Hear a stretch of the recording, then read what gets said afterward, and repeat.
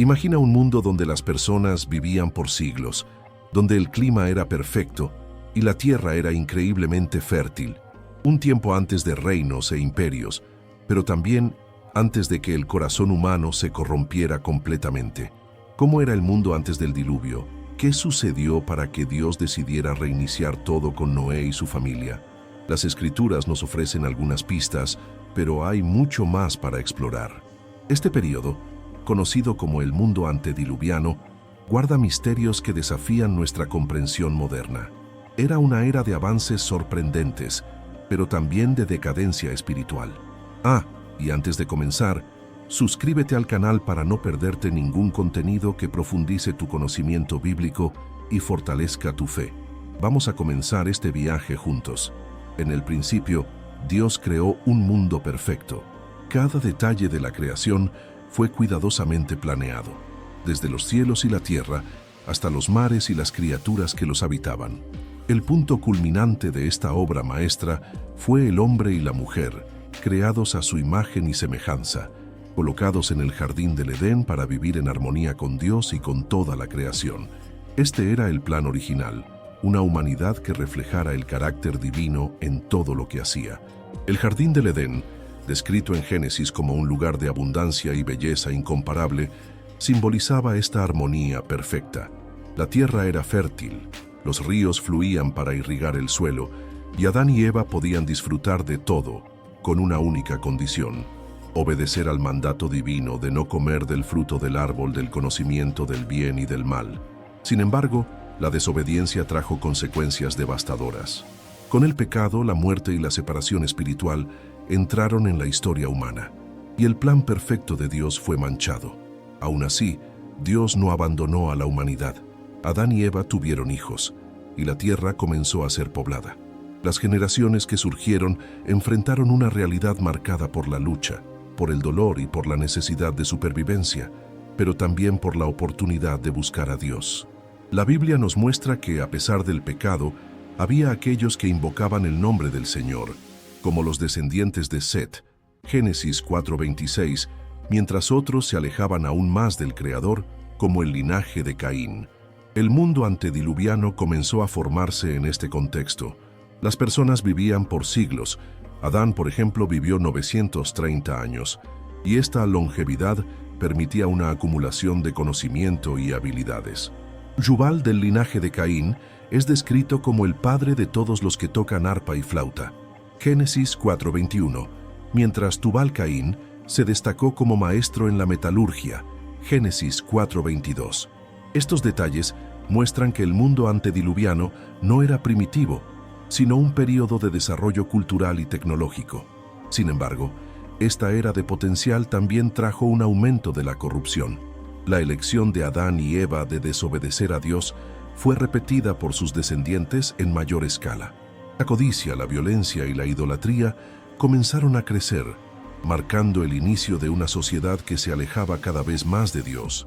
La longevidad, que debería ser una bendición, muchas veces servía para profundizar los pecados y perpetuar los ciclos de rebeldía contra el Creador. Este contraste entre el plan original de Dios y la realidad del mundo antediluviano nos recuerda cómo el pecado puede corromper hasta las mayores bendiciones.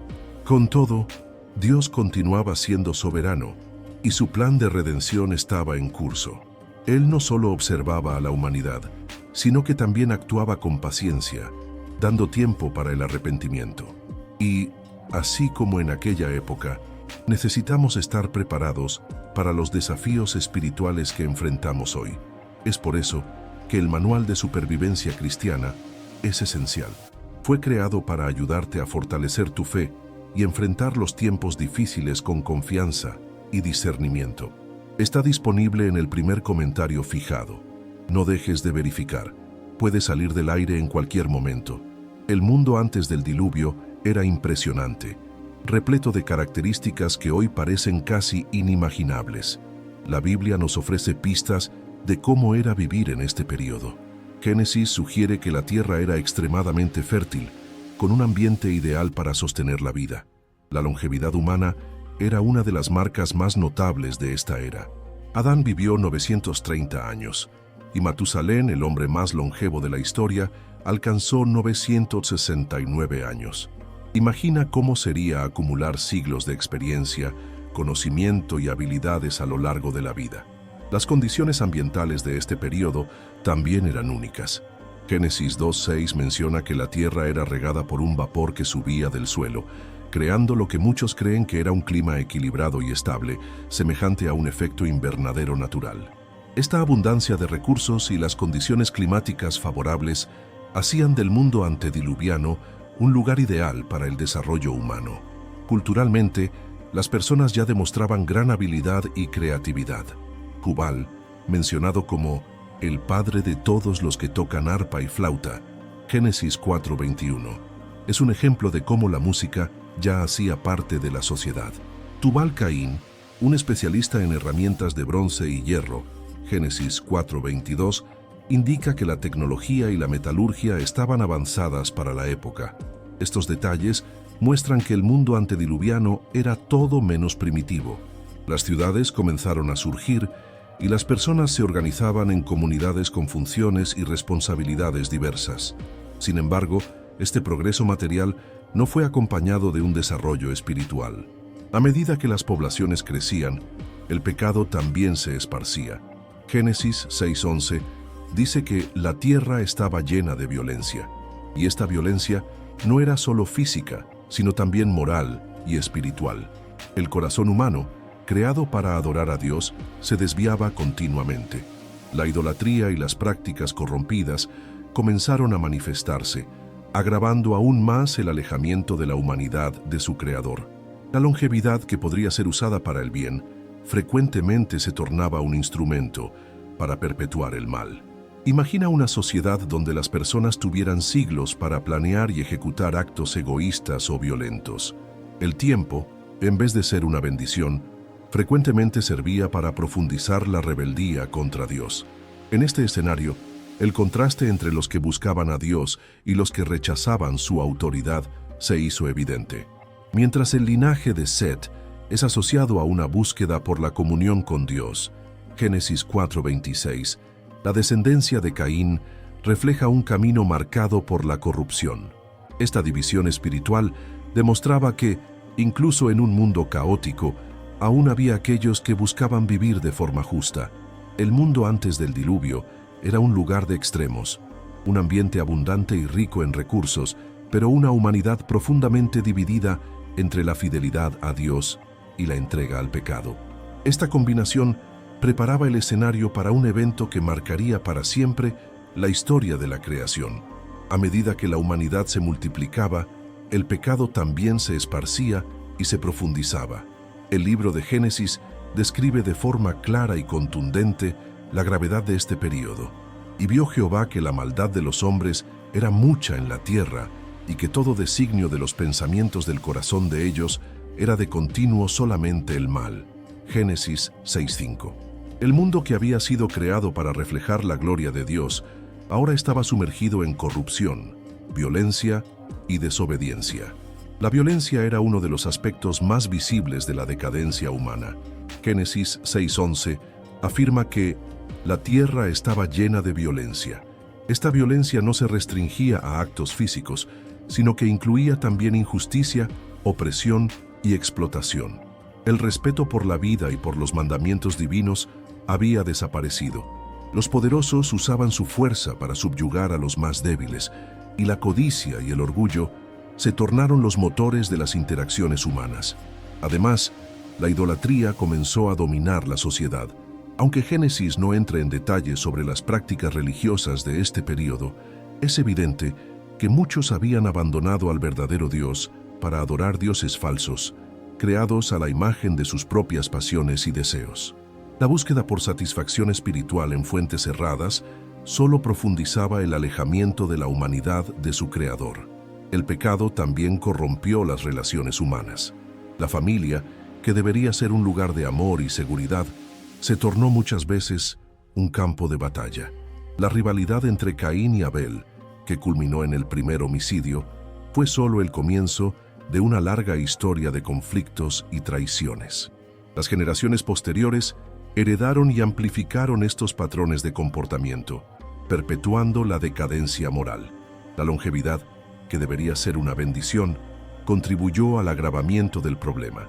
Imagina una sociedad donde las personas vivían siglos, acumulando no solo conocimiento y habilidades, sino también pecado y rebeldía. Las generaciones pasaban adelante prácticas corruptas, y la tierra se tornó un lugar cada vez más distante del plan original de Dios. Aún ante esta oscuridad, había un remanente fiel. El linaje de Set es mencionado como aquellos que invocaban el nombre de Jehová. Génesis 4:26, un grupo pequeño, pero significativo, que aún buscaba vivir en obediencia a Dios. Este contraste entre los fieles y los rebeldes destacaba la división espiritual del mundo antediluviano, preparando el escenario para el juicio divino. La corrupción de la humanidad no solo afectaba las relaciones entre las personas, sino que también hería profundamente el corazón de Dios. Génesis 6:6 nos ofrece un vislumbre del dolor divino. Y se arrepintió Jehová de haber hecho hombre en la tierra, y le dolió en su corazón. Este pasaje no sugiere que Dios haya cometido un error, sino que él sentía profundamente la degradación de su creación. Su tristeza era un reflejo de su amor y de su deseo de ver a la humanidad viviendo de acuerdo con sus propósitos. Con todo, la paciencia de Dios no era infinita. Él determinó que llegaría el momento de actuar, no solo para juzgar la maldad, sino también para preservar un remanente fiel que continuaría su obra en la tierra. El mundo estaba caminando hacia un punto crítico, donde el pecado no podría más ser tolerado. Entre los eventos más misteriosos del período antediluviano, Génesis 6:4 destaca la presencia de los Nefilim. Había gigantes en la tierra en aquellos días, y también después que se llegaron los hijos de Dios a las hijas de los hombres, y les engendraron hijos. Estos fueron los valientes que desde la antigüedad fueron varones de renombre. Esta descripción enigmática ha levantado cuestionamientos por siglos y añade una capa de complejidad a la historia antes del diluvio. Los Nefilim, frecuentemente traducidos como gigantes, son presentados como figuras de gran poder e influencia. El origen de estos seres está ligado a la interacción entre los hijos de Dios y las hijas de los hombres. Hay interpretaciones que sugieren que los hijos de Dios podrían ser ángeles caídos que asumieron forma humana, mientras otras apuntan hacia la posibilidad de que fueran descendientes del linaje piadoso de Set, que se mezclaron con el linaje de Caín, más corrompido. Independientemente de la interpretación, el texto indica que esta unión resultó en una generación que intensificó aún más la decadencia moral y espiritual del mundo. Estos varones de renombre, o figuras notables de la antigüedad, probablemente eran vistos como líderes o guerreros poderosos. Su influencia en la sociedad antediluviana puede haber sido significativa, pero no necesariamente benéfica. El texto bíblico sugiere que su presencia contribuyó a la violencia y a la corrupción generalizadas, alimentando el caos que marcó esta época. El surgimiento de los Nefilim también refleja la interacción entre el mundo espiritual y físico de forma inusual. Si los hijos de Dios realmente fueran seres espirituales que violaron el orden divino, eso representaría una quiebra significativa en los límites establecidos por Dios entre el cielo y la tierra. Esta violación sería más una evidencia de cómo el pecado afectaba no solo a los seres humanos, sino a toda la creación, incluyendo los reinos espirituales. Aunque la Biblia mencione los Nefilim de forma breve, su inclusión en la narrativa de Génesis 6 es importante. Ellos no son solo personajes misteriosos, sino también un símbolo de cuánto la humanidad se había alejado de Dios. La presencia de estos gigantes en la tierra era una evidencia de que la creación había sido profundamente corrompida, tanto en el aspecto físico como en el espiritual. El impacto de los Nefilim fue significativo lo suficiente para ser mencionado en el contexto del diluvio. Su existencia e influencia refuerzan la necesidad del juicio divino, pues el mundo estaba completamente fuera de control. Dios, en su justicia, decidió purificar la tierra, preservando solo a Noé y su familia, que permanecían fieles a él. Estos eventos nos muestran la profundidad de la decadencia que marcó el período antediluviano y cómo esto preparó el escenario para el juicio a través del diluvio. En medio de un mundo dominado por la corrupción, violencia y rebeldía contra Dios, surge la figura de Noé, un hombre descrito como justo y perfecto en sus generaciones. Génesis 6:9. Él era alguien que andaba con Dios en un período en que la mayoría había elegido el camino del pecado. Su vida de obediencia y fe lo hizo el elegido para una misión extraordinaria: preservar la creación en medio del juicio inminente. Dios observaba la tierra, que estaba completamente corrompida, y declaró su intención de traer el diluvio como un acto de justicia. Él comunicó a Noé sus instrucciones detalladas para la construcción del arca, un proyecto monumental que debería abrigar a su familia y representantes de cada especie animal. La Biblia registra la obediencia completa de Noé. Y lo hizo así: Noé hizo conforme a todo lo que Dios le mandó. Génesis 6:22. La construcción del arca era más que un simple acto de ingeniería. Era un testimonio visible de fe en un Dios invisible. Noé trabajaba en un barco gigantesco en tierra firme, algo que probablemente parecía irracional para los que lo observaban. Él dedicó años de su vida a esta tarea, mientras también predicaba sobre el juicio venidero, alertando a las personas sobre la necesidad de arrepentimiento. Entretanto, el mensaje de Noé fue ignorado por una generación que eligió rechazar a Dios. El arca en sí era una obra monumental, hecha de madera de ciprés. Ella tenía cerca de 135 metros de longitud, 22 metros de anchura y 13 metros de altura, con 3 pisos internos y compartimentos para los animales y provisiones. El proyecto detallado dado por Dios garantizaba que el arca sería capaz de soportar las aguas del diluvio y proteger a sus ocupantes. Cada martillazo y cada pieza de madera colocada eran un acto de obediencia y perseverancia de Noé. Mientras el mundo a su alrededor se sumergía cada vez más en el pecado, Noé permanecía firme en su misión. Él y su familia reunieron los animales conforme a la orientación divina y almacenaron comida suficiente para el tiempo que pasarían en el arca. La obediencia de Noé no era solo una demostración de fe, sino también un ejemplo de cómo vivir en comunión con Dios, incluso en medio del caos. Cuando llegó el momento determinado por Dios, las compuertas de los cielos se abrieron y las aguas del abismo comenzaron a brotar. El diluvio, anunciado por décadas, se tornó una realidad avasalladora.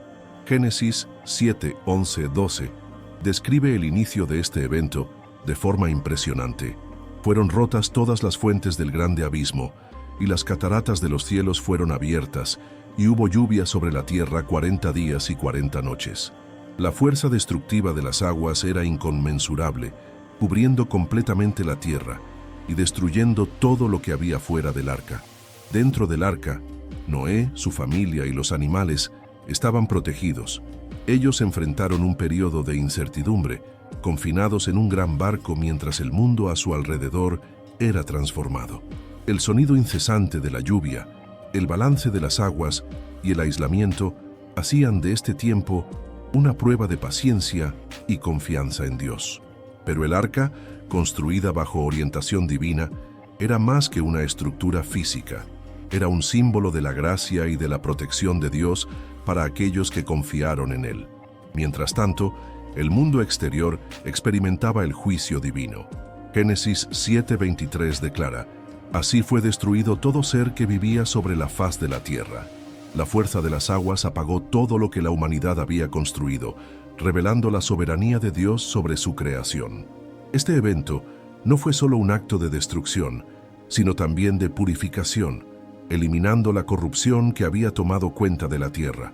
Las aguas cubrieron hasta las montañas más altas, y la destrucción fue total. Sin embargo, la Biblia nos dice que, después de 150 días, Dios hizo un viento pasar sobre la tierra, y las aguas comenzaron a disminuir. Este detalle refleja el control divino sobre el juicio y el recomienzo. Él no olvidó a Noé, su familia y los animales en el arca. Cada etapa del proceso estaba bajo su cuidado soberano. Finalmente, el arca reposó en las montañas de Ararat, marcando el inicio de un nuevo capítulo para la humanidad.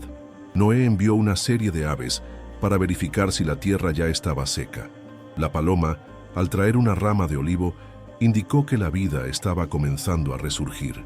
Este momento marcó el inicio de la esperanza, cuando Noé y su familia supieron que lo peor había pasado.